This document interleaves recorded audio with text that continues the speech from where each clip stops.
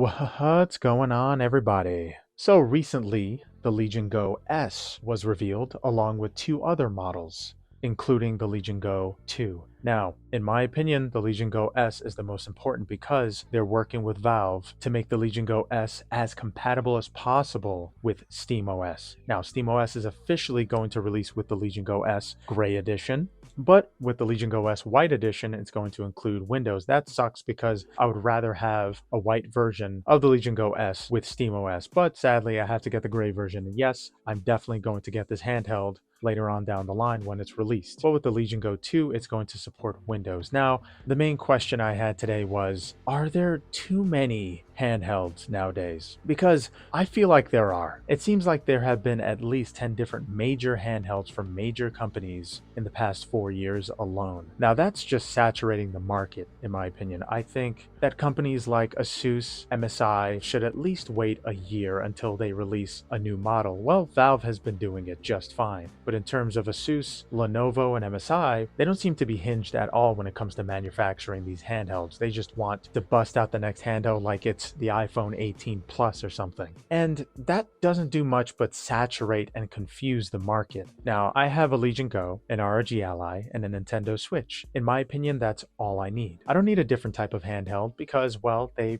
all support the same games for the most part. So why would I get the Legion Go S? Well, because I want to make content, but I'm also curious exactly how SteamOS operates with way more powerful hardware in comparison to the original Steam Deck. I would love to see the watts past 15 on SteamOS. And sure, I can just install Bazite on the ROG Ally, but to have the official SteamOS supported on a new handheld by Lenovo is very exciting. Now, the only thing I wished that Valve would do is make SteamOS compatible with current hardware. I mean, if you're a handheld enthusiast, you spent at least $700 in the past 2 years on handhelds. Shouldn't you get a chance to try the official SteamOS on your current handheld? In my opinion, instead of making a new Legion Go and saturating the market, they should just make SteamOS available to everybody right now. Sure, I'm looking forward to the Z2 chip, but am I going to get Legion Go S anytime soon? I have the first Legion Go ROG Ally and a Nintendo Switch. I don't see that as something I would personally want to do because I just don't want a bunch of handhelds laying around my place. I already have way too much hardware as it is. I mean, my home is saturated with hardware as it is, and here you have Lenovo releasing another Legion Go just a year later. Give us some time to breathe. You got the Nintendo Switch 2 coming out, you got a new MSI Claw, and 3 new Legion Go models. That's way too much in just 1 year. And I'm pretty darn sure that Steam Deck 2 is coming out very soon as well in response to Nintendo Switch 2, because that's what Valve considers their only competition to the Steam Deck. So I honestly think that yes, there are way too many handhelds right now, but a lot of other people could see this as progress. Eventually, we will get up to a point where we can play 3D handhelds just like the 3DS and play AAA games at 120 FPS with 1600p. I mean, that's kind of already a possibility if you set your game to the right graphic settings. But you don't need to spend another $700 to $900 on a new handheld to experience all of those things. You just have to sit and wait while your current handheld is benefited with a new update to optimize it even further to get up to that point that was promised to begin with. But of course, people are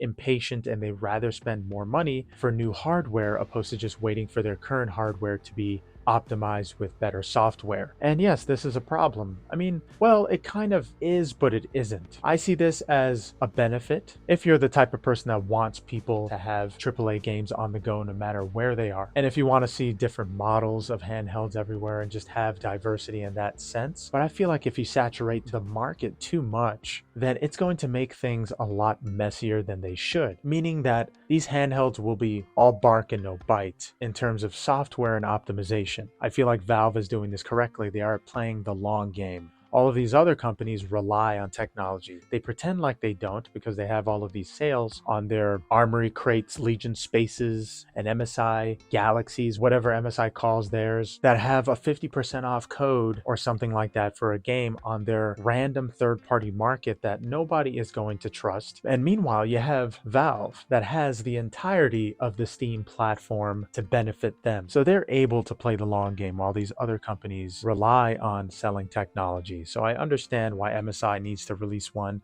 very fast to get the money that they lost on the first MSI claw, because I'm assuming they lost a crap ton of money with that one. So the only real reason why these handhelds are coming out, if I explain it that way, is because, well, they just want to make money and they're possibly greedy. That's it. They don't want to make your experience a lot better, because my experience with my Asus ROG Ally has gotten a lot worse since the ROG Ally X came out. The pattern is going to continue that way, with the MSI Claw 8 coming out, even though they skipped over 2, 3, 4, 5, 6, and 7. The first MSI Claw is probably not going to be supported as well because, well, it didn't sell as well. They only rely on money and what's current. So you're spending $700 for something that's potentially going to be forgotten about in the next year by its own creator. And I just don't think that's worth it, seeing how my ROG Ally is just not as good as it used to be. It was really amazing in the first 7 months. There was a lot of updates, a lot of different changes to it, but now it seems like the company is showing their true colors and they're just releasing a new handheld after new handheld. Don't get me wrong, the ROG Ally X is a great upgrade, but an 80 watt hour battery is something that should be a welcome upgrade at least a year after the first ROG Ally comes out. But I feel like it was only 6 months before the next ROG Ally was announced. And that's kind of the unfortunate pattern that we're seeing here with these handhelds saturating the market. Now, the reason why I'm focusing on the Nintendo Switch 2 now is because they actually have something to say besides "I want money." It seems like the Nintendo Switch 2 is going to prove something in terms of what handhelds can do and how convenient and amazing they can be. But yeah, that's about it for my rant. Thank you guys so much for watching. Hope you enjoyed the video. Later.